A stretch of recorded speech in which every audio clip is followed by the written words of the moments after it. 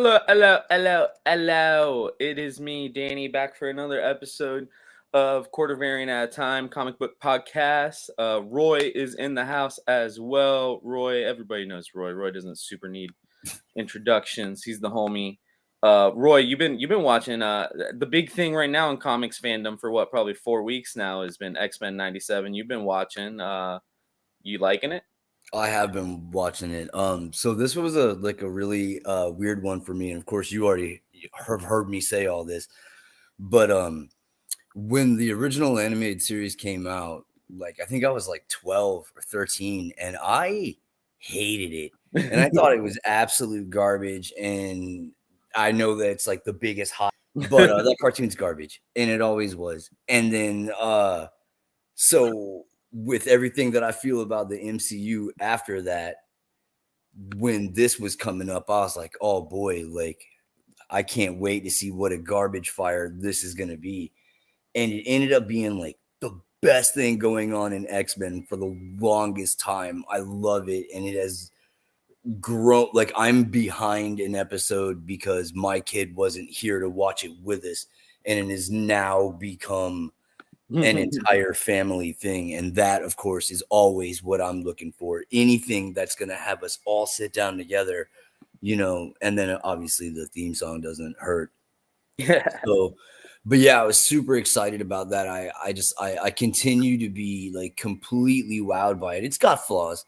Everything's got flaws, but like this has definitely been a show where I've sat there and I've looked at what they did right and what I thought they did right, and I looked at what I thought they kind of flumped on. And at the end of the day, man, it's not even worth picking apart to tell you what it was and why. Like, the show's, it's amazing. I really enjoy it. So I'm stoked for legions of fans everywhere. What's up, Daniel, Daryl, and Steven I saw was in there first. What's up, all guys? What up, y'all? So I'm just like, I'm over the moon, and like I said, I'm glad that all fans are enjoying it. Like I said, don't ever let my bitter old opinion of something dissuade you from the enjoyment that you get wherever it is. But for me, this was a big, pleasant surprise, and man, I don't know. Like I said, I'm one behind. I gotta wait, but it's. So I want to ask you, just because like I know it's like there's a demographic for this. Did you ever watch X-Men Evolution? Yeah, man. That was also in your Yeah. I thought X-Men Evolution, but I mean, it was a different approach. So that I felt like whenever you tackle something that's more like a Ultimate or an Elseworlds thing, I feel like you have more leeway to play with things. And they didn't start X-Men Evolution as though it were like a 616 continuity of X-Men. This is like bring it back down to like Saved by the Bell, but with power. I was with that. I thought that was pretty good in and of itself. And so I enjoyed Evolution, and then like, what else? I didn't really like the anime stuff that the I was Iron gonna Man. say after that there was a lot of still content, but I feel like everybody. Wolverine and the X-Men, that was the next one. Yeah. That was, I don't know, it had potential, but it didn't execute very well, I don't feel. But I enjoyed seeing them take on like the modern take of the characters. All right, yeah, and I just heard that. Well, I was hoping X-Men 97 would be such a hit, simply in the fact that X-Men was not my jam. I tell people this. I love telling people this story in this lineage. I'm just old enough or young enough. Let's use the word young enough in this scenario. I'm just young enough that Batman the Animated Series hit like it was ending as I was the age to really enjoy something that dark. So like, while I appreciate the show's phenomenal. I've rewatched it. It was not my childhood show. So Goth was drawn on black paper. Batman the Animated Series is the absolute goat. It is. It really is. Nothing is better than that. And I like Batman Beyond was my thing. So then, to give people that background, Batman Beyond was rad. That was my era, right? And then it made me go back and watch that. But X-Men had the dope theme song. It was on Fox Kids Saturday mornings when I woke up with my bowl of cereal and was ignoring my mama. But what was really my jam was Spider-Man the Animated Series. Yeah. And I've been telling people, anybody that'll listen to me, my hope is X-Men is so successful that they reboot Spider-Man, not just because, hey, this worked here, let's do it here. But Spider-Man ends on a dang cliffhanger. Anybody who remembers that that final season of Spider-Man ends on like some mystery being unraveled about Mary Jane, why she's back. Because remember, she falls through a Are you portal. talking? You're not talking about the '90s Spider-Man one, are you? That's what I'm talking about. Dude, that one ends with Stan Lee making me cry like a bitch every time I forget that episode's about to drop. That's how that show ends. Well, yeah. But like story wise, like there was more they could have told, but they got the cancellation note and they were like, "Oh, we got to end here." You know Yeah, what I'm saying? You could tell. yeah, And it's granted, over. part of that is that was an interconnected universe from what I'm understanding. Yeah, X-Men Spider-Man, were in there. Everyone was X-Men, in there. they Yeah, showed up. Fantastic Four showed up. It was wild. yeah, But it was. anyway, It was. I just hope we get Spider-Man or like reboot because I didn't love a lot of people love that Drake Bell Spectacular Spider-Man, I think It it was was. okay, And it's all right, but it wasn't the art style wasn't my vibe. Like, bro. I watched Spidey and His Amazing oh, Friends. You got Spidey and me His Amazing twisted. Friends Like is we. actually, I think, better than that. No disrespect to Drake Bell. That's fair. Um, As long as it's but not Spider-Man Beyond. yeah. But you know what's funny? God, there was Jokes. another Spider-Man animated. Oh, never mind. I was going off on a whole nother tangent. There's a ton of them. And there's an Ultimate Spider-Man. I Yep, run that yep, for when I have Roland and he stays the week with me, and like when it's like nighttime and I got him in the crib, we run like any one of a set of Spider-Man cartoons, and that's like his go to bed jam. So yeah. he's seen them all, and so like I said, I even watched that Spidey and His Amazing Friends. You know, FOC the books. So he's got a little library building up. You know, I really appreciate all that stuff. Well, and what I think is funny about Spidey and His Amazing Friends, I know Dan says Ben loves it. My nephew loves it. I just find Carrie's granddaughter loves it. I just find it so funny that they decided Miles is not the name they're going to give this young man, and he is Spin. But then they went on to kind of do that with all of them. Like they Did they? tried to shuffle it because you have to remember that it's not really. Well, I feel that this time it's more about just avoiding confusion for the targeted demographic, which Yeah. is youth. You know what I Yep. mean? Yep. Yep. So like, so I get it. You know what I mean? Like, how many times have you seen grown adult men argue about like Wolverine, and are you talking about Logan or are you talking about Laura, and all Yeah. the Yeah. weird stuff that you will find out about people when that situation happens. Yeah. But yeah, So, I love animation. I was actually just last night, and I'm not going to pretend I enjoyed it a ton. I was watching the newest DC animated Crisis on Infinite Earths, Part One. mhm. Um, I liked the story. I could not get past the Archer art style. Like I really do love hand drawn, and I know we're far away from hand drawn, but a lot of digital emulates hand drawn. And Yeah. on this, they absolutely just went with that Archer art style, which Okay. like no hate on it. It's nice. I'm sure it takes animators a long time to do it. It's just not my vibe, right? So Right. like wasn't my thing. But yeah, I love animation. And shout out to everybody in the comments. I see y'all, Michelle, Yeah, it's Daryl, awesome. Dan, Steven. Thank you so much, guys. Roy, you're here. I But am here. let me jump over to where we've been, right? And it's mostly been me, right? Roy's been itching to get this done. I actually just looked. I don't think we did a podcast this year, so we have not done a podcast in 4 months because my last FOC that was on the ticker was December.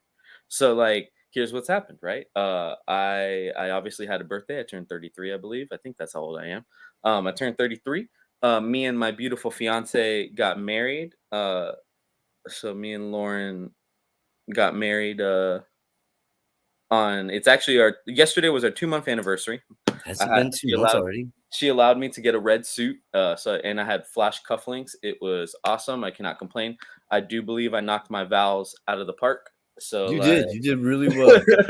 I wrote them at lunch at work for like a week and a half, like smidge of distractions and stuff like that. Um and then we went on our honeymoon and that was all great. And then I'm not gonna lie to y'all, as life happens, it doesn't all go perfectly. So we came back from our honeymoon and my longtime dog Kayla, who like a lot of times would lay here on the floor actually while we did the show, she crossed that rainbow bridge literally. I think it was exactly a week from the day we arrived. Yeah. That took a lot out of me. She was 12. I had her since I was 18. So like, I mean, she was the first thing I did as an adult, right? The first anything I had to look after, I had to care for. Like it was hard. It was really hard. It still is hard. We obviously have two wonderful dogs in this household, but me and Lauren both missed the K Bear a lot, and that was hard on me. I think that put an indefinite pause on what I was trying to do in the sense of I needed to stay busy. I worked. I didn't let myself, think about her, which is sad. But that's where we're at. That's we're healing, right? Like, I know Roy's been moving some things around. Roy's finally getting a little bit more free. And we do hope Eventually, to yeah, have. I feel like it. So far, I've only been free to run errands, but like even that, you know what I mean, is helpful. So Yeah. yeah, But yeah, so hopefully we're back. I mean, life is always going to throw you curveballs. I've listened I've listened to a lot of motivational speaking. I have not quite gone to therapy in this time, being way too candid with y'all, but it's fine. I love y'all. Haven't had a chance to go to therapy in that time, but been listening to motivational speakers and stuff like that. And it's like we can't control the curveballs life's going to throw at us. The best thing, well, to use a super baseball analogy, we can't prepare for the curveballs they're throwing at us, but we can sit back and try to take it. Do the best we can with it, which is what I've been trying to do, man. And I'm glad that we're back here. Uh, I'm glad that we're back here. Can I get rid of this guy? How do I get rid of this guy? yeah, Doesn't matter. I'm glad we're back here. Glad we get to talk comics. I think that was part of how I knew I was slipping a smidge. Was everybody always tells me, depression's coming when you stop being passionate about the things you're passionate about, and I could tell that as much as I liked reading comics, still I wasn't.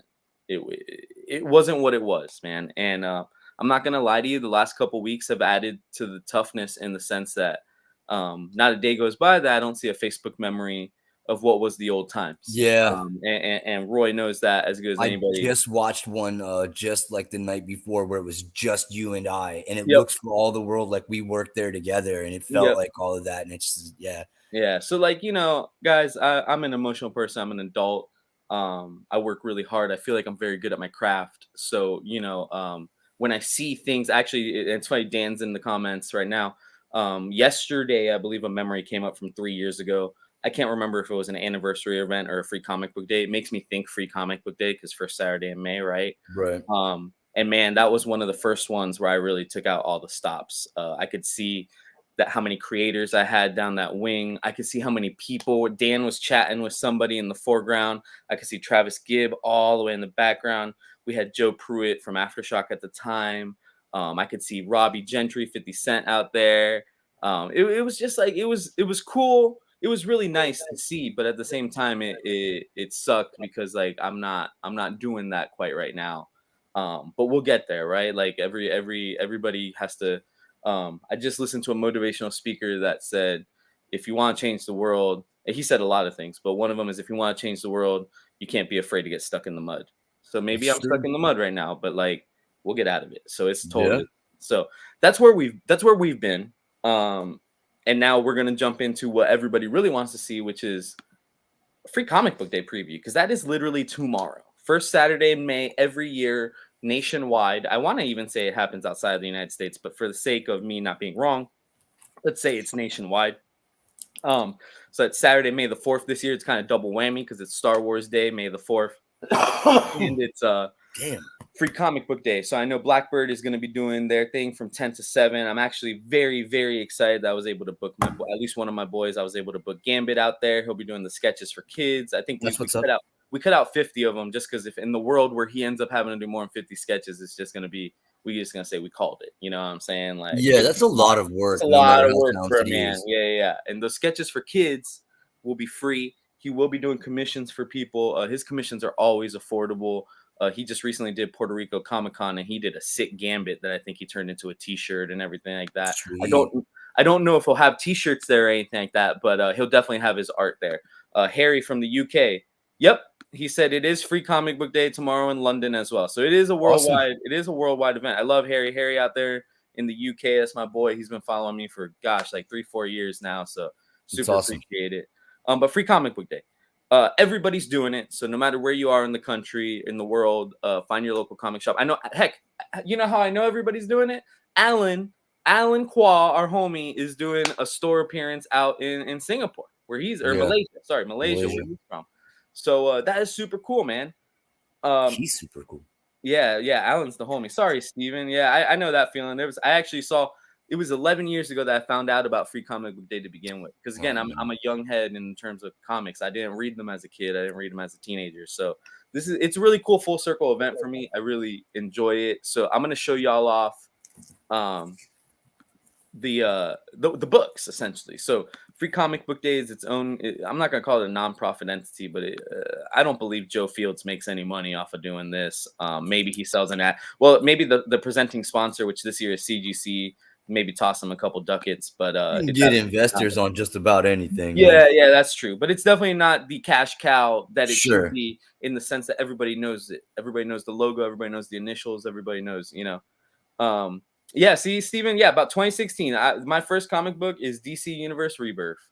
So I'm gonna scroll through this kind of quickly because it's gonna show you everything. I'm gonna show you my talking points. Obviously, so any of these with the green top right here, Free Comic Day, those are all ages books. So this is like for your kids, right? I'd say probably 12 and under, 10 and under, perfect books. The blue ones are your regular T for teens. So you could absolutely give it to a 14, 13, 15-year-old. You can get it for adult. So we got Unicorn Crush. We got the Worlds of James Tynion, which is awesome. It's from Boom, so it's definitely gonna have Something Is Killing the Children, House of Slaughter, and I believe he has another title from Boom. So it'll be kind of previews of those three titles from James. So this red top means mature audiences. Let's call that like your 17 and above. You know what I'm saying? So you've got Hellboy here with a Stranger Things tie-in. Some of these are multi-tied in, so you'll see that on the bottoms. The Free Comic Book Day Special Edition DC, that is DC's absolute power. I absolutely hate to compare it this way because this is what the internet is doing, but for lack of a better term, let's do it. It is DC's ultimate like relaunch. You know what I'm saying? Scott Snyder is going to be writing. I believe Dan Mora is on art. Dan Mora is a phenomenal artist. I'm not saying it's Ultimate Universe in the sense that it's doing exactly what the Ultimate Universe does, but it is kind of their moment of not rebootness, but also like they're like, hey, here is a jumping on point to our world. It is honestly semi like when I jumped into comics 8 years ago at DC Universe Rebirth. It is like, hey, jump in. Maybe you haven't read DC in 10 years. This is a moment to just jump right in and everything. The covers are beautiful. I don't know why they're still being secret about it. I think it's kind of everywhere, but it's called Absolute Power. I am not going to lie to you. I am uber excited for Johnny Quest. Um, I grew up on Boomerang or like Cartoon Network, to be fair, and then Boomerang was an entity of Cartoon Network, and I watched so much Johnny Quest. It was nuts. So I'm and I remember when I first got into comics, Johnny Quest comics were kind of on the outs. You know, whoever had the rights kind of Yeah. lost them, and they were on the outs. So I'm very excited about that. Obviously, Turtles is coming back. Jason Aaron is writing the new Turtles here in probably I think July that'll release. So this is going to kind of catch you guys up. Energon Universe, that is your Transformers, GI Joe, Cobra stuff. It's going to be a hit. Let's be real. Get to your comic book store early, pick that up. Um, Ultimate Spider-Man. I mean, you got to pick that up. So to be fair, we all know uh, DC, Energon, and Ultimate Spider-Man are going to be your three hottest books at your local comic store. So if you show up at 5 o'clock, you may not get those. You show up at 10, you're going to be solid, right? And then there's somewhere in between there where that works. Blood Hunt just launched yesterday, or sorry, Wednesday. So this is the X-Men Free Comic Book Day title for it. Vampire story featuring pretty much anybody from Marvel who's ever had to fight a vampire or has mystical powers. So like almost everybody. They did Well, an they got Kitchen Encanto. Sink Man in there. Yeah, it is. It is We're because gonna it's have literally like Kitchen Sink Blood Hunt 1 through 5. Miles is in there, and it's like, why is Miles in there? It's like, oh, he fought a vampire last year, like one time, you know. He So it's hung like, out with Blade. He did. yeah, I have that issue. he's got the skills, you know. He's trying to get with Bloodline, you know, like who knows. Um, so this is an Encanto and Turning Red, so it's gonna be a flip book. Turning Red will be on the back side, Encanto will be on the front side. Those are both Disney Pixar properties. Witches of Brooklyn, that's another all ages property. The Pokemon one does not have the banner, but as you can all guess, that is going to be an all ages property. Then you have a mature audience, kind of like horror manga called Gannibal. Then you have the Valiants, which is Valiant. Like that's you got Bloodshot in there. You got Ninja X or Ninja X. Is that Ninja. EXO? Is that EXO Man of War? That's EXO. And then who's this other chick? I'm gonna be real with you. I have no idea. There you go. So we got three people we at least know on that cover. So I'm that's surprised that I don't know who it is, but like right. You're my Valiant guy. Tell but you it's yeah, not but like Shadow only Man. like old school, like 92, like that Valiant, like Bendis and Bob Layton and Solar Man and the Atom, like the original stuff. Like I Yep. know a lot about that. Yeah. Yep. Cursed Verse, which I believe is American mythology. They have a lot of rights for like kind of cheaper things, so that'll be cool. Another kids book, Snoopy, Beagle Scout Adventures. I love Snoopy. Peanuts is my jam. Uh, Ultra Duck is an all ages one. That's cool. We're getting a lot of all ages. Looks pretty rad, He kind actually. of I'm not does, gonna right? lie, dude. And then we got the Curse. This Archie Horror presents the Chilling Adventures of Sabrina, Cursed Library. I do love this. I hate that there's no cover art on it, but I do love this Boombox 10th anniversary extravaganza. Boombox has done some great titles like Lumberjanes. They recently did Zawa. I think they're doing Okay. another one recently. They're really cool because what Boombox is essentially is like, hey, adults can read this, but as you can tell by the green label, it's like this is totally cool for teens and preteens and stuff like that. The reading, there's nothing inappropriate that a young kid can't read, but the reading level is probably about middle school. So if they're high on the reading level chart, like you can totally still get that for them. Obviously, you see Star Wars. It's gonna be Star Wars Day, so you knew you'd have one of those. Star Wars: The Young Jedi Adventures. That's all ages. And then if you notice, that's a flip book with Plants vs. Zombies. Your middle grade reader for DC, I really hate that they do this, but this is how good I am at my job. Please, everybody, just appreciate it for 10 seconds. The middle grade reader is going to be Barda. So that will be a big Barda middle grade. It'll be the preview for the graphic novel. Those are the same as like the Diana and Nubias or Diana, Queen of the Amazons. Those are really good. And then the young adult one is going to be Barkham Asylum, which I think is very funny. It's a Ace and Joker's dog are like traversing Arkham Asylum. It sounds very funny. That's also going to be a preview for a graphic novel. Mad Magazine is coming back. That cover has Alfred E. Newman doing the Superman pose, so it's Ah, like tied in with DC. I thought that was very funny that Mad is going back to a comic book format because I did not know this. Mad Magazine used to be a comic book format, and then the Comic Code Authority came, and obviously that dictated what they could put in it. So it turned into a magazine because the Comic Code Authority does not touch magazines. And that's now correct. we've come full circle. We are at comic size Mad Magazine. Dude, that's nowhere near as dope as the Penthouse comics. That book rules. Oh yeah, The yeah. art, the level of art and the storytelling and those is amazing. And the Yep, articles are good too. yep. And that spread. Yeah, I was Um, pleasantly surprised. But so this one does not have the little title on there, but I would say this is absolutely in all ages. This is gonna be Disney Villains Maleficent. This whole series has come out already, but there's a first issue preview, which I think is cool. Atlas, so it's like Fantagraphs and everything like that. You got that for their old school fans. Investigators is always a hit on Free Comic Book Day. Those guys have a Scholastic graphic novels, if I'm not mistaken. Romeo versus Juliet, a Kill Shakespeare adventure. So that sounds cool. Obviously, Overstreet always gives you that. Overstreet is essentially the Beckett, but for comic books, it's like a price guide. That book will not be a price guide. That will be some stories. Unico Awakening. This is from Scholastic, so it makes me think it'll be a Green Banner here. This is Roy's jam right here, Monster High. I love Monster New High. Scaremester. This is all ages as well. There we go with some manga. It's Initial D. Even though this is Mad Cave, I'm gonna kind of call this manga Gotcha Man.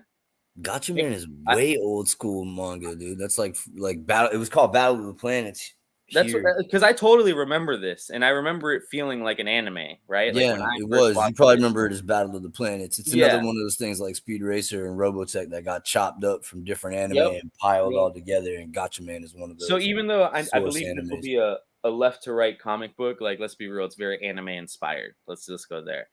I'm very excited for Flash Gordon, not just because, Sorry. Flash Gordon is just dope in general, but Jeremy Adams is writing this. Jeremy Adams, written tons of Green Lantern animated stuff. He wrote the Green Lantern animated show for DC. Carlos He's has. written Flash. He's written. He's currently writing Green Lantern, and he's about to write Flash Gordon. So I'm very excited for that. Marvel Voices. This is Marvel Voices Pride, I think, or maybe just Marvel Voices in general. Free Comic Book Day. There's our boys, Spidey That's and his cool. amazing friends. Then we do have a Star Wars proper book. This is not your all ages, but like your I everybody like book. that. I am very excited for Popeye. I find it interesting that they went with a manga style a little bit. But anything to kind of keep old things relevant, right? Like if that's what Popeye needs to, and like when you really think of him and what is his name, Bluto, when you think of Yes. them, they are very larger than life characters. So I guess that anime manga style like actually works. Just nobody would have considered that, 50, 60 years ago. Right. Loud House is an all ages book. Asterix is an all ages book. Asterix been around forever. Yeah, I was gonna say I feel like I totally remember that. That's Paper Cuts, which is now Mad Cave. The Night Librarian is all ages. Max Meow and Katie the Cat Sitter is all ages. That's really cute. Tons of Strange. They didn't make it a mature, but it's definitely gonna be a little spooky. Is that the Aquabats? The Aquabats, baby. It is the Aquabats. I feel like I am one of. I mean, we are some of the few people that will I'm in 100% acknowledge the Aquabats. Doctor Who is getting one. Interestingly, it is all ages, even though I think Doctor Who is always. I've always thought of that to be something like a kiddo isn't going to fully understand, but that's beyond me. We got a new Conan from Titan. That one's going to be mature. And Conan's the best thing in comics right now. I was just going to say, Titan has not been scared to go brutal with their Conan because Marvel didn't. Marvel went a little soft. Well, there's 2 different Conan projects running right now, and they are both phenomenal. Yep. And one, I love that they're printing a Savage Sword on newsprint magazine style. Oh, bro, it smells and feels amazing. Yeah, the cover is glossier than it would have been back then. The cover is full magazine glossy. Yeah. Well, I got mine right here. Yeah, Roy's gonna grab his while I scroll down. But Conan has been phenomenal. Like, this is a great opportunity. In my damn box. So yeah, the free comic book day one is a great time to jump in because Conan has been phenomenal. Titan is publishing both, but the magazine, which is Savage Sword, and the regular Conan Barbarian. Far Cry video game by Ubisoft is getting the Tokyo Pop treatment, so it'll be a little bit more anime manga style. Far Cry has had comics in the past, I believe, put out by, oh my god, maybe Titan. So this should be a different take on it. Street Fighter versus Final Fight. Now I feel old because yes, Street Fighter has had free comic book day books forever, but gosh, Final Fight, that is something that absolutely just hit me in the nostalgia feels of I totally remember Final Fight, like absolutely. And I was so young at that time that I didn't even realize, oh, these are all Street Fighter clones. You know what I'm saying? Like, yeah, I didn't realize that. We've got Dying Inside by, I know you probably can't read this, Roy, but can you guess which member of Fall Out Boy is writing this book?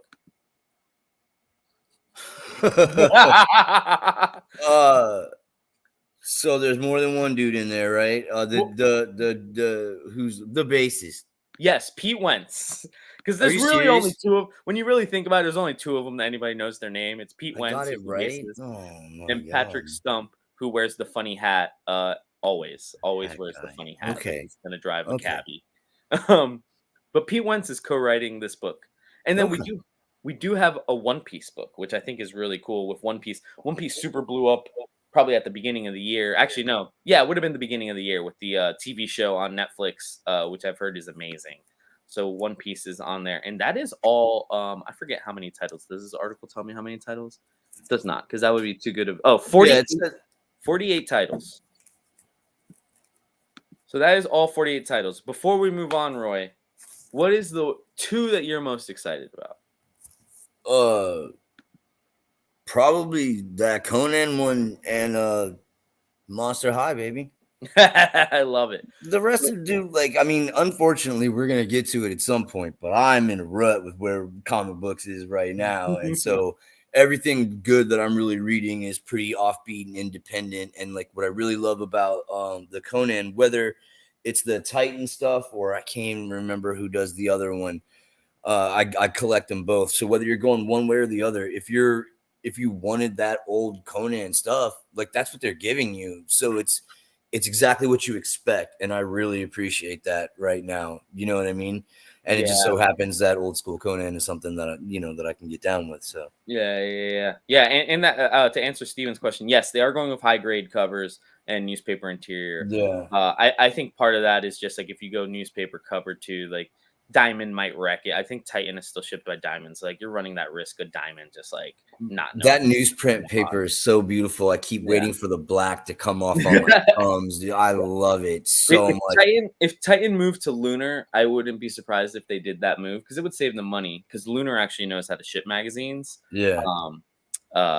Diamond does not know how to ship magazines. They just Yeah, throw it's them at the bottom amazing. of boxes.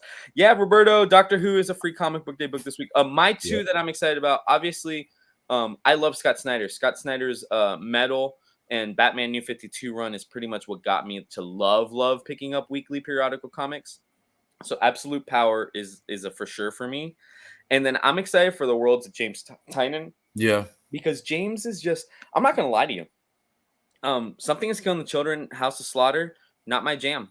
Not my Yeah. jam. I understand they're Eisner winners. I understand probably biggest selling independent book of the last like 4 years, 5 years. Not my jam. But I could tell you I've read a lot of James Tynion things that I love. Universal Monsters Dracula, phenomenal. Nice House on the Lake, probably the best Twilight Zone, non-Twilight Zone thing I've ever seen or read. And Alvaro Martinez Bueno is the homie, so no hate there.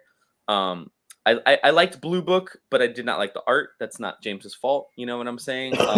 So I'm excited. Those are my two that I'm excited about. And with that being said, Roy, we finally get to talk a little bit about what we've enjoyed this year. So I'll start because I know you. I I'm, did find something positive to go with. Because I wasn't gonna come back and just like drag him over the coals right away by how get off my lawn I am about it all. so my positives.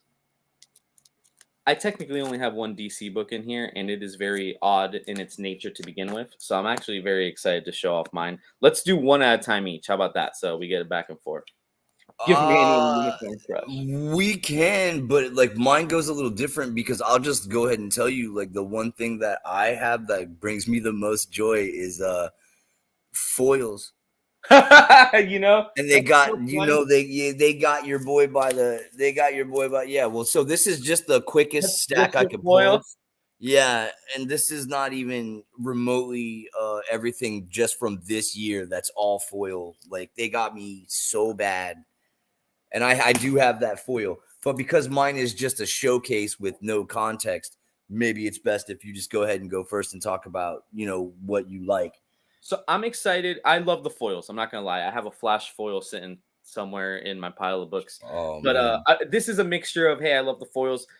Um, I yeah, mentioned to y'all, I grew up with Boomerang. That sounds weird because then you're gonna be like, oh, so you grew up with real Space Ghost, and it's like, no, false. I did not. I grew up with no, Space. you wouldn't have. I grew up with George Lowe, and Andy Merrill and C. Martin Crocker doing Space Ghost Coast to Coast. Which as an adult, I totally realized how wild that show was. They were literally just using pieces of animation from that show. Yeah. Like that's why Zorak is always just like this. Like they're literally grabbing slices of the animation and being like, here we go, voice over it, and we're gonna move the mouth with like new animation. Phenomenal, phenomenal. Have you ever read how they got those interviews?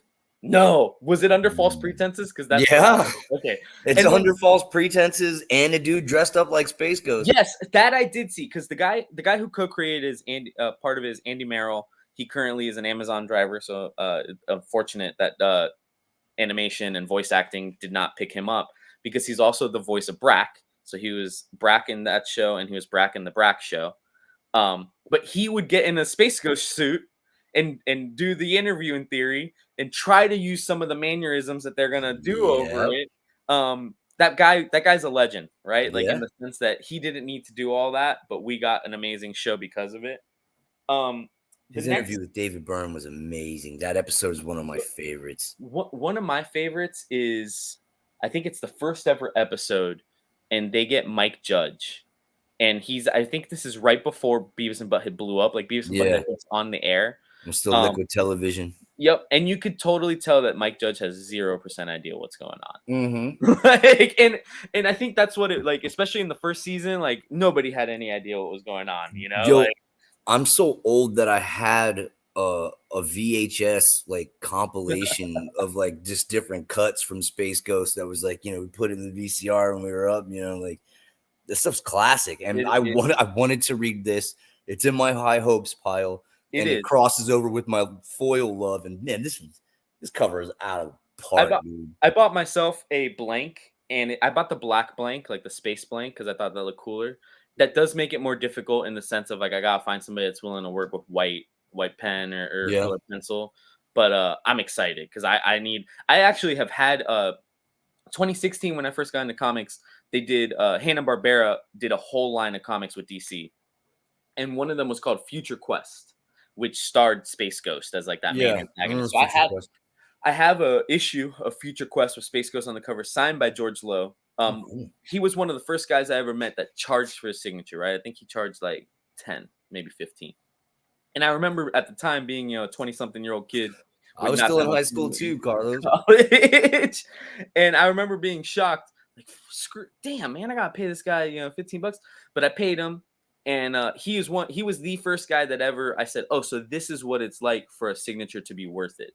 Because not only did he sign my book, right? He's first of all a very crude old man from a previous era, let's just call it, right?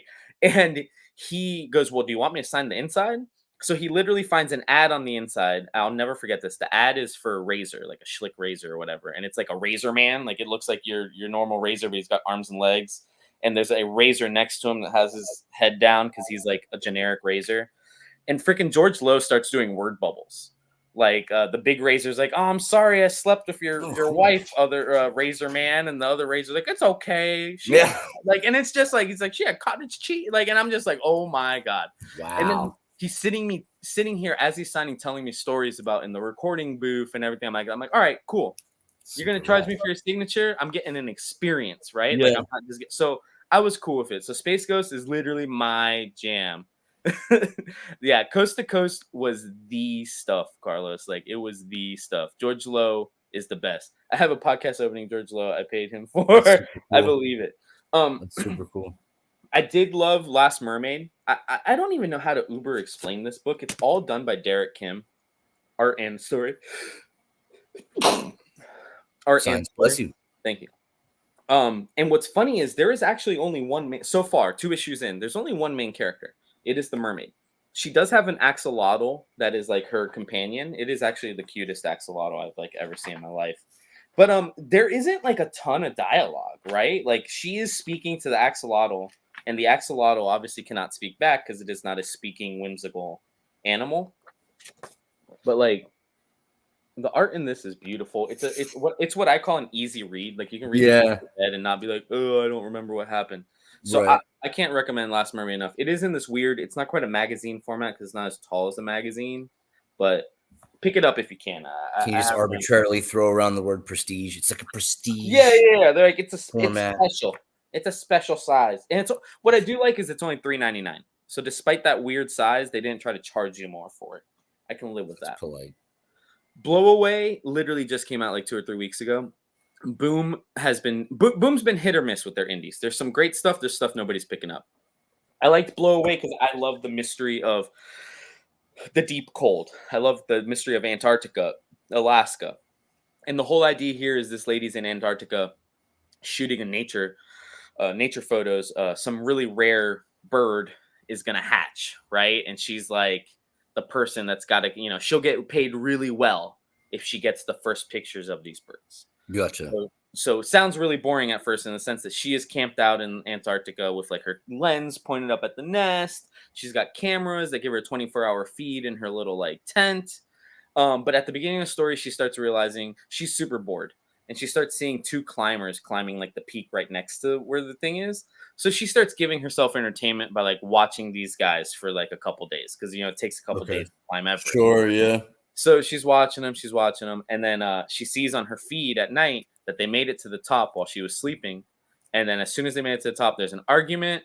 And one of them pushes the other one off the side of the freaking cliff. So this is all issue 1 because issue 2 hasn't even come out. So then she goes, oh my God, I'm the only person out here. Only person who saw this, only person out here. So I have to go see if they're okay. And when she gets to the other side of the cliff, it's like nothing that she expected. And that's kind of how issue 1 ends. I like that.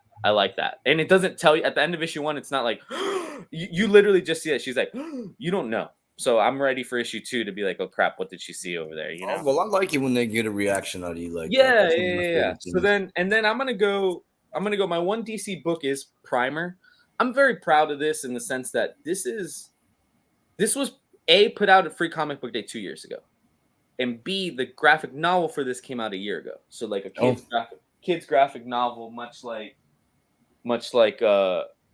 Trey Walker's Mongrel. You know what I'm saying? Just a little digest size. But what I thought was genius for them, and you kind of get this. You got kids. I do. It did release it. So 4 issues is what will take up this to get that right. So Okay. we released it like this, and it says even at the top, the best-selling story in a new format because it's not a new, Yeah, they don't want to rope you in if you already, yeah. you know. But this is cool because if you like collecting comics, and let's say you want to get your daughter into collecting comics the collecting way, right? Not just reading. Reading is great. We love that. But if you want to go once a month to the comic store and your daughter gets to grab a book and hold a book and have that same feeling you do, that was why I took a chance on this. I had told Dave to up the orders on this a little bit, even though it is a reprint. I said I think we're going to do well with this. I think last I checked, we only had one issue of one copy of #1 and one copy of #2 left. So I'm like very Nice. proud of this because this is different. This is different. Comic book collectors do not want reprints, or well, for the most part, do not want reprints. For the But most part. this has stood on its own story wise and how it connects with kids. So I'm very, very happy with this, and I'm reading it as an adult, and I love it. It's a solid recommendation. And then I got to give shout out to my homie Jared LaJuan. First of all, he did Dryfoot, the first comic book I ever read that had Cuban people in it, Cuban heritage. I mean, that meant a lot to me, right? It was in Yeah. Miami. There was Cuban flags. There was cafes. Like, I love Jared for that, right? And he's not Cuban. He's Mexican. Like, so I can always thank him for that. And then I'm really proud of him now because he's gotten a chance to work with a Wave Blue World to do this Mesos series, which is like a Mayan Aztec story. So what better person to write this than a Mexican American? I mean, if anybody knows Jared LaJuan's story, the dude's he's one of those guys that every day he has to thank, or he's thankful for all those people in high school and middle school, as he puts it, that told him he wasn't going to do nothing, that he'd be dead by now. I mean, Because that's what pushed him to do we it. can relate to that, and so for him to be making a name for himself in comics is beautiful. It's a beautiful, beautiful thing. And then for him to be able to be writing something that is so near and dear to him, I had to pick it up. I had to support it, and I have to give it a shout out right now because I do love when people. This is a passion project, right? Like when you see somebody say, "Oh, I have a passion project I'm working on," sometimes it's just a good idea that they really want to jump in. Sure. This isn't just a good idea. This is the guy's culture, Yeah, it's what. Yeah.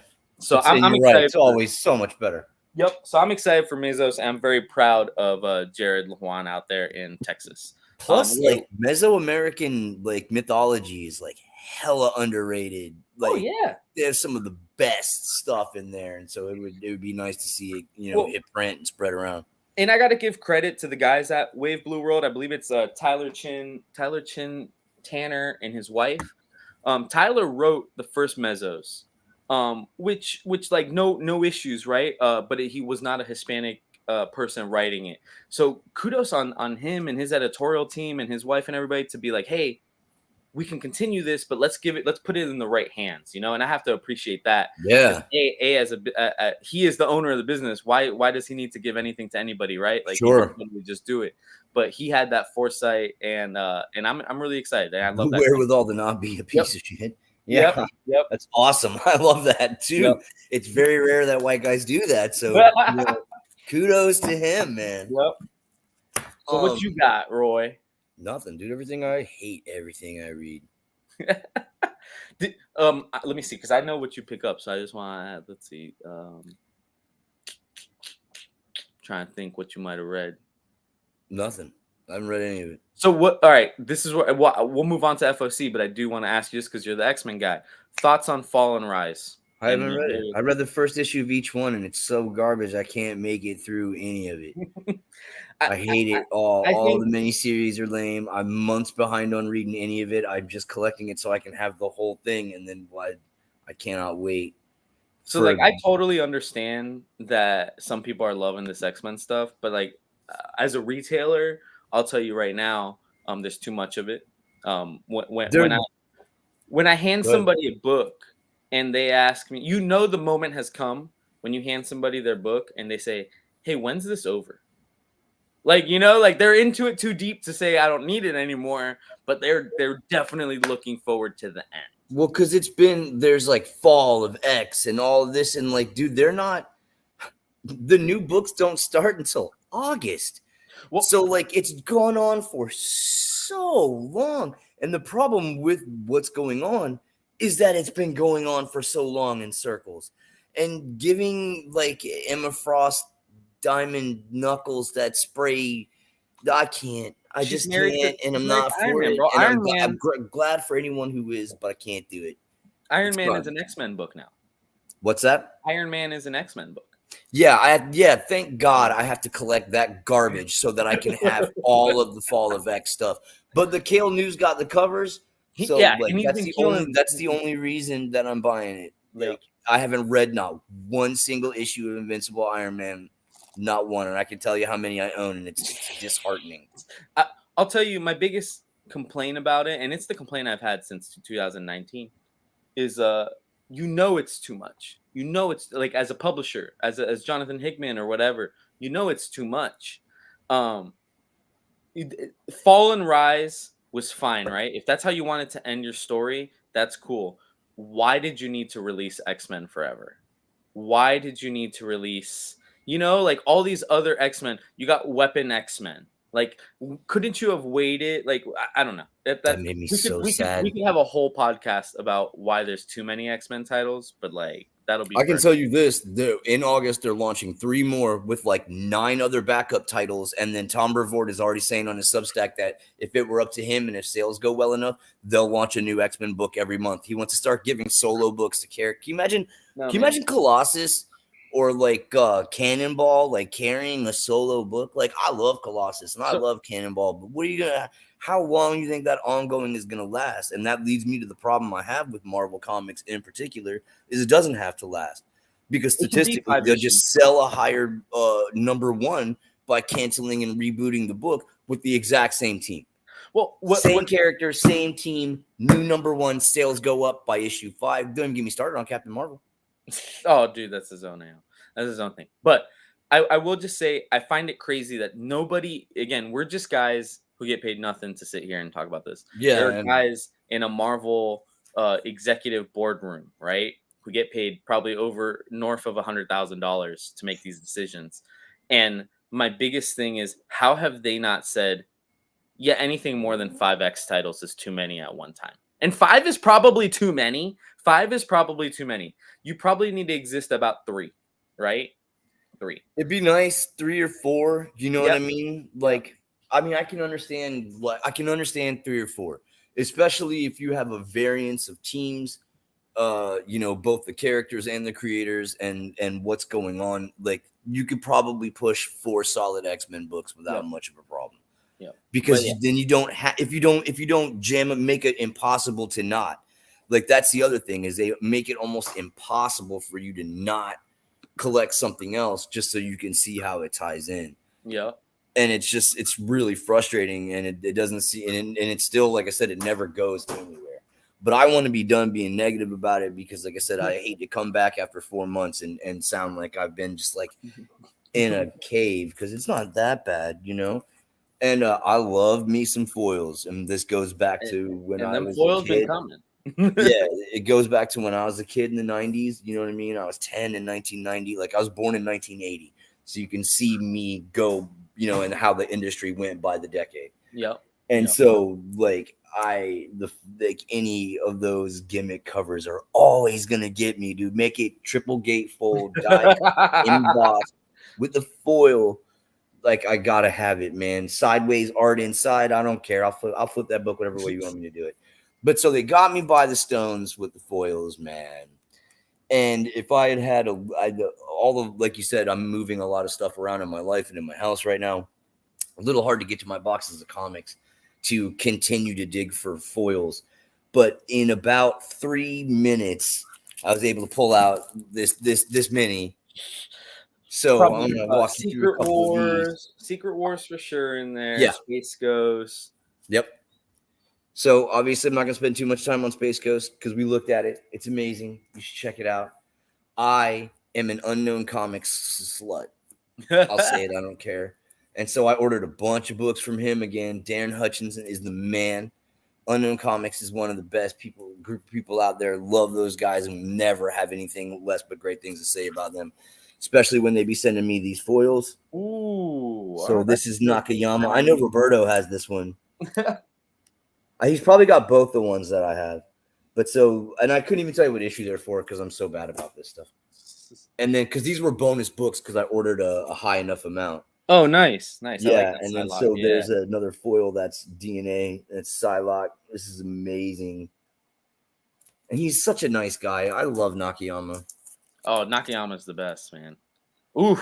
I That did I it. did love that. The Final Vengeance. Oh Yeah, I did it. That's dope, bro. Haven't read yeah. it. Deadpool Cool. in here. Kelly. This thing was amazing. Haven't read it. I Hope you know all about this. got you that one this week. That one's Yes, and I a little appreciate late, it. but we Now, got it. Gargoyles is something that I do read, and that's another one of the things that I've got positive to say about comics is a lot of the reboot world is going a lot better this Yeah. time around than it did. And like, you know, obviously I'm talking about the Inner John universe. Like those comics are pretty solid. And Dynamite there, if you really enjoy those properties like Gargoyles and Thundercats, and I also collect Darkwing Duck and Negaduck. I collect both of those. If you liked those properties, man, they are just shoveling you exactly what you want. So I can highly recommend those. That's satisfying, but your mileage may vary because that's my age group. You know what I mean? That this is targeted at me. That's why there's 800 covers because I'm 45 and I can afford them, or they think I can. Yeah. Yeah. But so that Clayton, so the Gargoyles is great stuff, man, and they kill it. Like I stuck with Lucio Perillo through like 12 straight covers. I got to go with the Master Alan Qua on all 6 covers of the Dark Ages. Yep. And Clayton Crane, while not my favorite human being, is a damn talented artist. So Yep. I'm more than happy to collect his covers on this one. Yep. In the world of just facsimiles, That one was sick. Yep. Yep. facsimiles make me happy because yeah, these are books that maybe you can't afford to own. You know what I mean? Or maybe you do own them, but they're slabbed or they're delicate and you don't Yep. really want to be messing with them. You know what I mean? So I like having these, and these are really cool. And finally, I can't remember which one it was. I think it was the Days Future Past cover was the first time that I bought one of these facsimile foils that I actually had Yeah. the OG book for it. And I was like really excited, like, ah. So there's and then Dazzler's my homegirl. You asked me if I ordered the poster, I ordered the foil. I wanted all. Dazzler's my girl. And no, I don't want to talk about Taylor Swift at all. Are you sure? At We can bring all. Makes so me so sad. when that casting happens, we just bring Lauren on the show, right? And just So like, sad. I mean, I'm glad for whoever's glad for it, but it's not me. dude, that's so like I know a lot of y'all, a lot of people in the comments are doing Secret Wars, whether foil or not foil, right? They're literally facsimiling all 12 or all 10. Crisis on Infinite Earths is where they're gonna get me. Yes, I already own a soft cover for Crisis on Infinite Earths. I own the $150 box set of Crisis on Infinite Earths. That's But insane. but I am absolutely, yeah, it's like sitting. So I hope it's not in the garage simply because the glue will probably, like, who cares? Doesn't matter. I own it. But I will 100% be buying 12 issues of Crisis on Infinite Earths I'm facsimile, in there. and I cannot promise my wife that I will not buy more than one copy of Crisis on Infinite Earths facsimile issue 8, which is the issue where the Flash dies. Yeah. Because I don't You're gonna my have one that it's okay to get covered in tears. yes. And then Well, one okay. so It's good I thinking. think I have this right in the sense that I think I own 4 copies of that book currently. The issue where Flash died. Wow. I Okay, wanna all say right. I feel you. one of them is signed and slabbed by George Perez. Oh yeah. Because that's my boy, and he colored the issue. I mean, it's perfect. Then I have one signed but not slabbed by George Perez, where I went old school, and I did not have him sign the outside of the book. I kindly asked him. I opened to the page where Flash dies, where we've all kind of seen it. He disintegrates, and his mask is there. I love it. And I asked him if he would sign that page because it's a very important page to me. And he did. He did. He signed it right in the margins. It looks beautiful. So that's like the copy I can open and still kind of look at, right? Cool. But I want a copy that I can read because I ain't reading. I ain't flipping through multiple pages on that. You know what I'm saying? I Yeah. read it in the graphic novel. I think I read it digitally once. But that is my vintage book, right? I wasn't alive when it came out, but it is like my book. Oh, So sweet. Ryan Rumley, I gotta give out a shout out. He Steven's got probably some cool stuff. put like a smiley face in there or something because this system doesn't like working it. But I gotta give a shout out to Ryan Rumley. Ryan Rumley works with Scott's Collectibles. He's got his own business with Nocturnal Rabbit. They do some really cool exclusives with like the Miranda Brothers and stuff like that. But Nice. Ryan is one of the hardest work. If you've ever gone to a convention and you've seen Scott's Collectibles, you've likely seen one of three people, really four. Mike Hinson started to be there a lot, but you've really seen one of three people. Daniel Scott, who is the kind of short, bearded British man. um, James Dawson, who is the former Navy SEAL Yeah. looking Marine Corps, big guy. Yeah. Or you've seen Ryan Rumley, who is the nicest, and all three of them are nice. But Yeah, they're Ryan, all super nice dudes. yeah, Ryan is just the man. I think at MegaCon he was working with Inhuck, Mel Milton, Alan. He was on that line of people right there. So Yeah, I believe Ryan is so. the best. It's always nice when Ryan pops in. I hope to see him sometime over the summer at one of the Fan Expo shows. I've been telling Dino I really want Denver. I went to Denver for my honeymoon. I know downtown Denver well now. It is a cool city, and if I can get to go, and Alan's going to be at Denver, so like Denver is my show I'm aiming for right now. Just With go to that, Colorado, bro. dude, Colorado was cool. I'm not gonna lie, Denver is Orlando light, or it is cold Orlando or mountain Orlando. Yeah, it is tourist central. Like they're just like, oh, this is what tourists want, and this is what tourists want, and this is what tourists want. But it's cool. First of all, it's cool to be in a place that's not like a zillion degrees and you're dying of heat stroke. So like, let's start there. And secondly, it's cool for multiple reasons. So I already told Dino I want to throw my hat in on Denver for seeing Alan and Ryan and all the homies. Um, let's jump to FOC real quick so that way we can go to our final thoughts. I am going to show you guys how to do FOC as if you do not have a Pullbox account because I've noticed I've been showing you guys how to see DC through Pullbox. And if you do not have a Pullbox account, you're not going to see DC. It's just not going to happen. So let's just assume the majority of y'all do not have. Denver's a big show. Matina, Kale, Allen, Bjorn, who also did a really sick Space Ghost cover. Actually, this is Matina. This is Francisco Matina, Live Rock. And then Bjorn did an equally amazing one. Pepe Larraz, I believe, is doing Blood Hunt. So like all these guys are like the big deal. So like, and if you can't make it, so I'll just mention this real quick. Shout out to everybody involved. If you can't make it out to Denver and you need signatures from some of these guys, either reach out to Agents of Slabs, Nocturnal Rabbit. Those are going to be your top two that I'm going to tell you to reach out to because they'll have mail-in programs. If you're in Central Florida, Agents of Slab, we can get it to Dino very easily. And if not, Scott's Collectibles should be able to do that. But shout out to Ryan at Nocturnal Rabbit and Scott's Collectibles because those guys are like grade A. Just right up there with everybody that we've worked at conventions. Zero complaints. It's not only that, but like it's just as interesting meeting for me, like as a guy on the outside who does not work with these people at all, just gets to follow you as your shadow and meet them. Like it's pretty cool to like bump into someone who's responsible for like handling like some of your favorite artists. And then you meet that guy, and then he's at a convention where obviously he's going to be talking to like 3,000 people.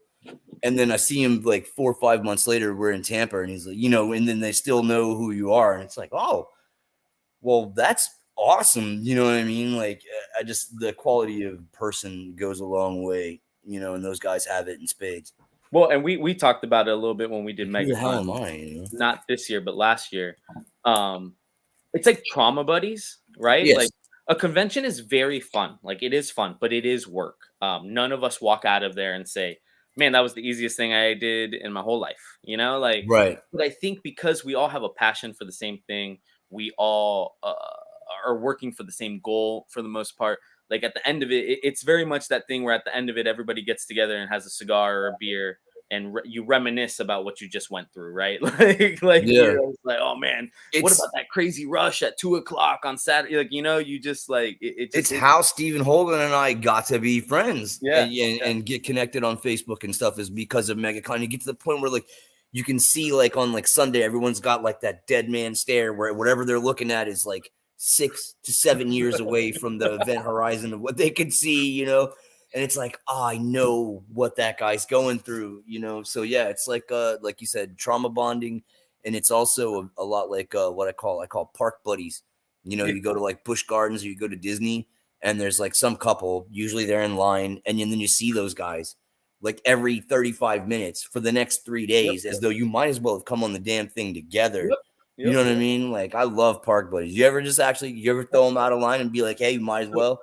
my groomsman, the tall Scottishman that was at my wedding, Yeah. that is how we met. That's Me and what's Daryl, up.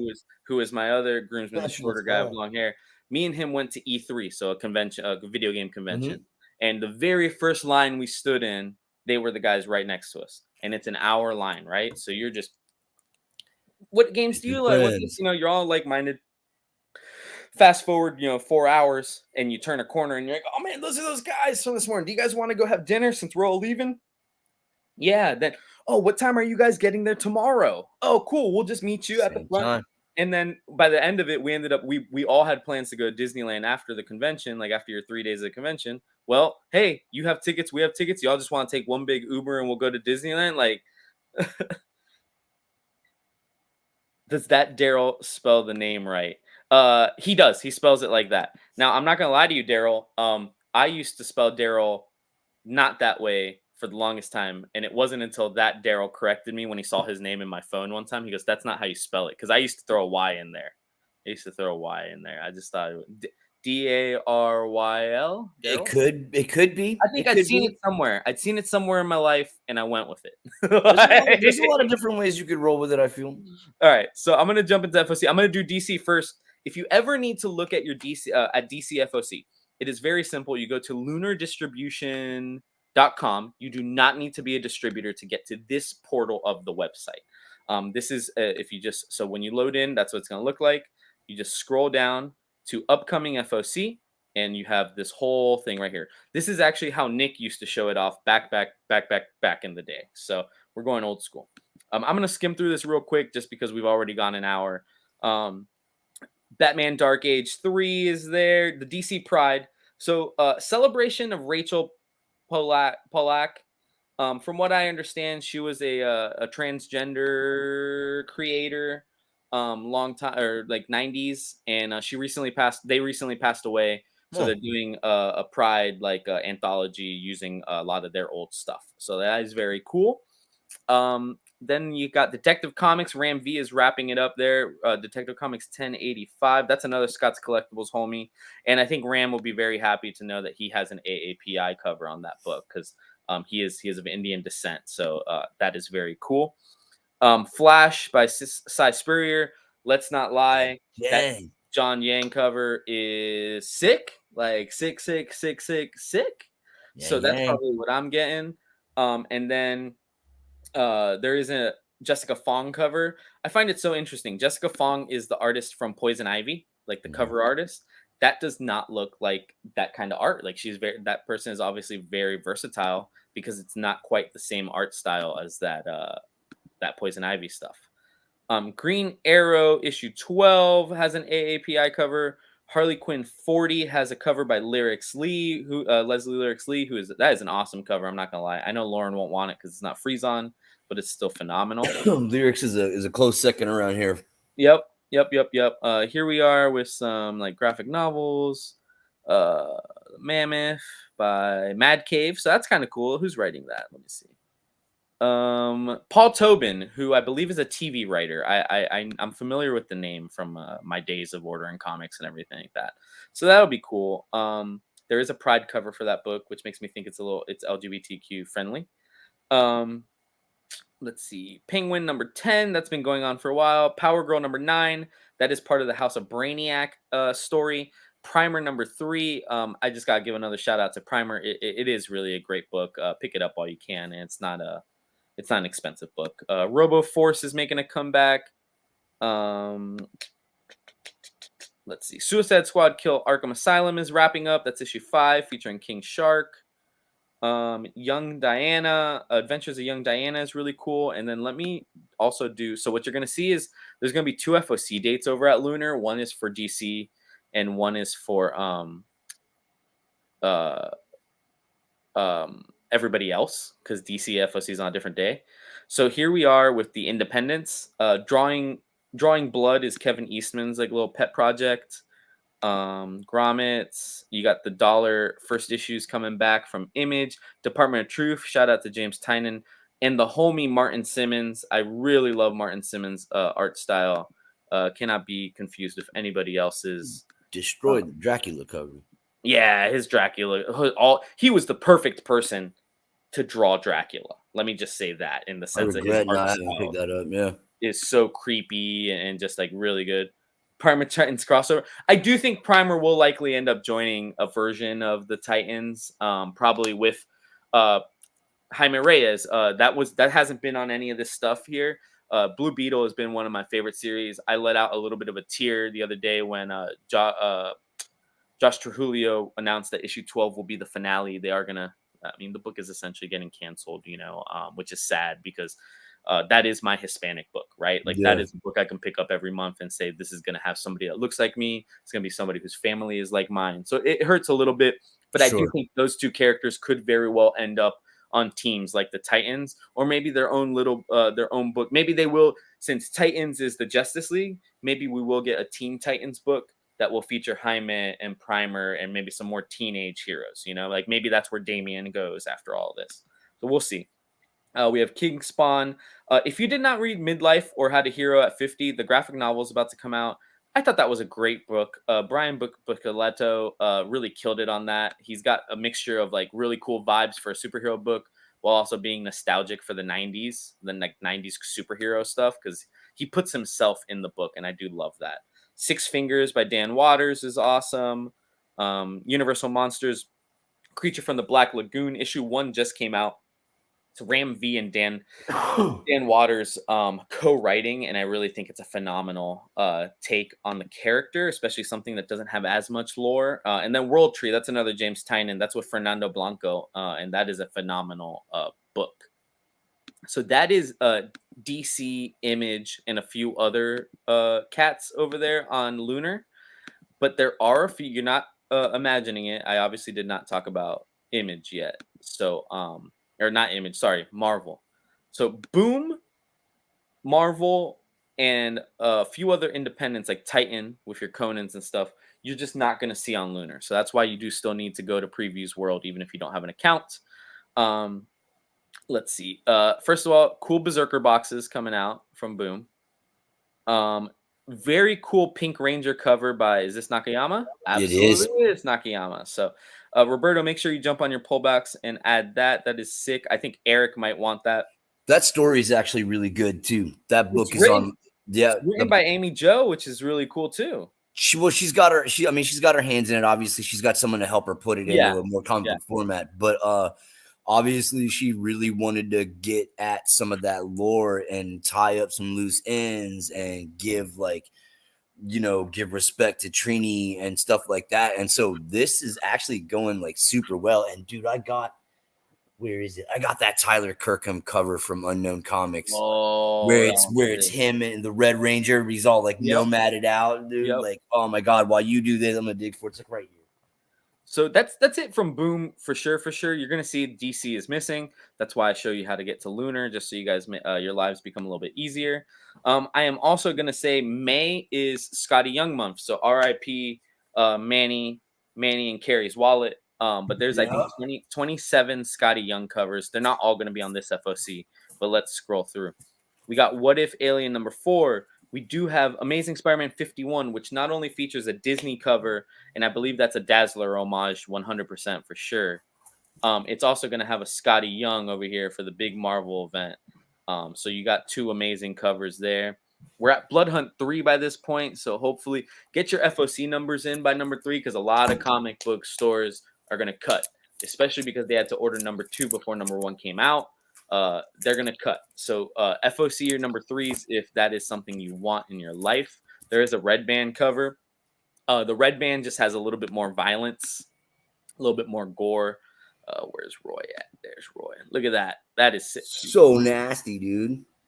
Kirkham is sick too, though. Oh, you want to, dude? You don't even know. I got the whole thing, dude. I got the Wolverine homage. I just got a Oh, the big connect. pull Yep. from Unknown. Yeah. Yeah. Yeah, those guys. He just knows how to get art, man. That's Darren's thing, man. He knows. And he knows what we all want. Dude, I got all them Scott Williams homages. Ooh, Sabretooth. Sabretooth, Scout, Ooh. Omega Red. I got all of these. I don't even have the whole pile with me because like some of them are separated because like I've got like Nakayama or Ooh, I've got that the rogue Gambit is one, nice. but it's signed Logan with the With bone the bat. claws. They went on sale and I ate Oh it man. up, dude. Shout out to Nakayama one more time. Oh, that one is always pretty. I think he works really well with blues. I don't know what it is about his blues. Like he You're works really absolutely well with right, them. though. Yeah, I went ham on Unknown Comics when they dropped that sale, bro. I was like, all right.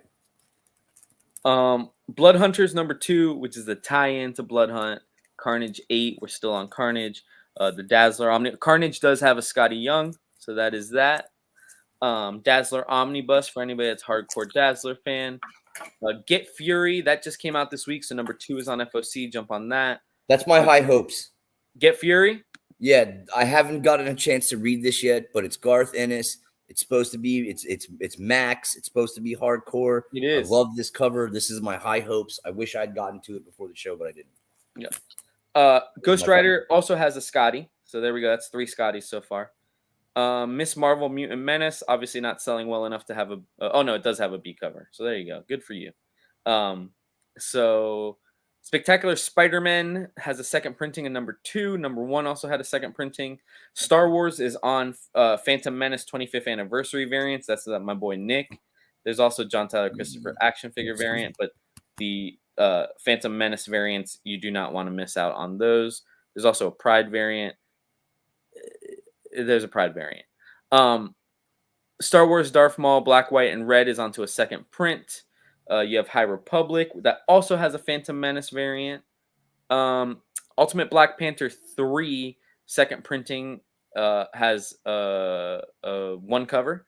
Ultimate Spider-Man 2 fourth printing has a Chichetto and a blank cover. Chichetto is another guy that's been working with Scott's Collectibles for a long time. Super great artist.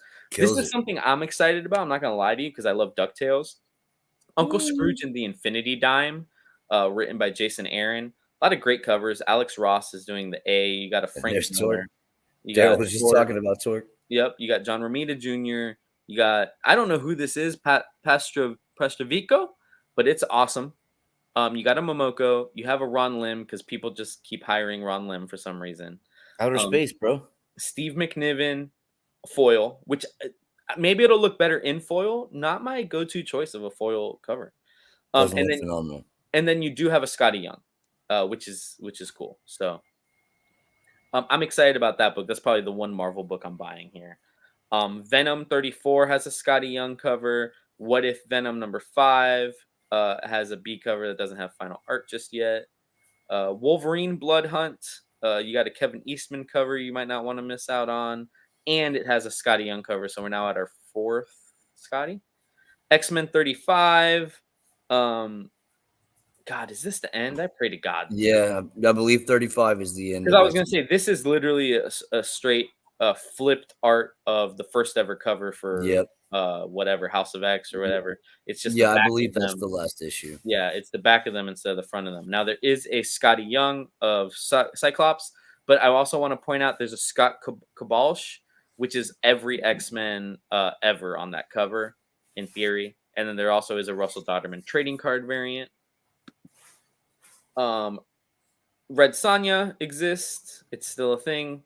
All right, Dynamite. That made my life really easy. I'm very happy. Yeah. I'm very happy for that. Some of these books you will probably have already seen on Lunar, but let's scroll through just in case there's any Titan. Godzilla is by IDW, so you got Godzilla Skate or Die #1. That's pretty rad. That's kind of cool, right? Let's see. Hunger and Dusk is a good book. That's on that's a trade paperback right now. Let's see. Initial D, that's that free comic book day book. So if you end up liking that. Into Unbeing, Part 1. Who's writing this? Zach Thompson. So this is gonna be good horror sci-fi. Zach Thompson always writes some good horror sci-fi. So you have that. Life is Strange, The Mammoth. We talked about that. Minor Threats, Ninja Funk. That's Whatnot Publishing, if that's your jam. Oh, they are doing an omnibus of Savage Sword or Conan. I know that'll make some old heads really excited. There's Yeah, that's two cool. different covers, a direct market and a non-direct market. Very cool covers for that. Somna is on a hardcover. Um, TMNT Turtle Power Pack, which is a graphic novel. That's probably all ages. So if your kids have been wanting to get into some turtles, this is really cool. TMMT Yosagi Yojimbo Saturday Morning Adventures.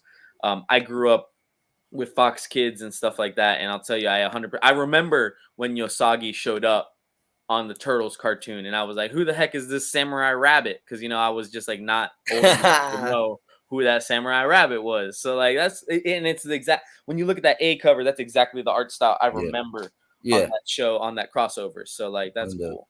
I still have Um, that loose figure around here somewhere. I do don't you have any of the really? weapons or plates, but I have just the rabbit. Yeah. So the Valiants is going to be a 4-issue miniseries. So that'll come out after Free Comic Book Day. Um, let's see. That's it. And then there are some Cool. golden books. I'm going to show those off just because I know me and Roy order golden books. There's Donald Duck little golden book, and then there's Despicable Me 4 little golden book. Oh, and then me and Roy, we love these. This is a There we go. pre first grade, like this is kind of kindergarten level, if you will. But there is the World of Reading, Spidey and His Amazing Friends, The Ant Thief. That is a great little thing. It's $5.99. Great little thing to buy your kids if Yep. you want to get them into reading. It's like little golden books, but with more intention into the reading, right? Like so, it is easy for them to digest, but it is also going to teach them a smidgen. So yeah, and I'm not going to go through all the toys. You guys can go through that. That is previewsworld.com/final orders due. Yeah. And with that being said, dude, uh, as always, we run over time because why wouldn't we? But Linear time is a myth. right. Final thoughts, my friend. I'll let you start. What are your final thoughts on Free Comic Book Day, the industry, life, wisdom, pursuit of Uh, happiness? Definitely get out there for Free Comic Book Day. That's a good chance to, it all ties into the other things that I say, which is the buying stuff that you don't like or being disappointed. Like, here's a chance to go out and find what does work for you and do it on a budget and be able to find what makes you happy so that you can put your money there. And you should always go out on these things because you're helping to support local business. Obviously, we're going to Blackbird to do our thing there, but there's plenty of other local comic shops across, Florida and the world at large. And they're run by hardworking people. And so you should definitely get out there and see what they're offering and try to find something that can make you happy. And which ties into what you always say, which is, collect what makes you happy. And we all know that that's your words of wisdom that I never listen to. And like, so that's my catchphrase is don't let deep pockets and fear have you hate comic books. You know what I mean? Like, find what you like, find what you love, invest in that. And, that's it. That's all I really got.